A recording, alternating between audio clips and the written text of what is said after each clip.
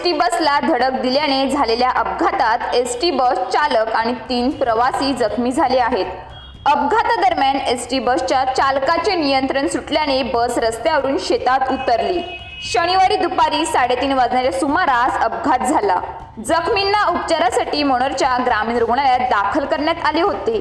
पालघरच्या ST डेपोमधून MH14B1765 क्रमांकाची ST bus पालघरवरून प्रवासी घेऊन विक्रमगडकडे दुपारी 1 वाजण्याच्या सुमारास निघाली होती। विक्रमगड पोहोचल्यानंतर पालघरकडे परत असताना दुपारी 3:30 वाजण्याच्या सुमारास बोरांडा फाटा भागात भरधाव वेगातील ट्रकने धडक दिल्याने अपघात झाला होता। धडकेमुळे एसटी चालकाचे नियंत्रण सुटल्याने बस रस्त्यावरून खाली उतरून शेतात जाऊन स्थिरावली। अपघातग्रस्त एसटी मध्ये 30 प्रवासी प्रवास करीत होते। अपघातात एसटी बस चालक DY साबळा गंभीर जखमी झाले आहेत, तर 3 प्रवासी किरकोळ जखमी झाले आहेत।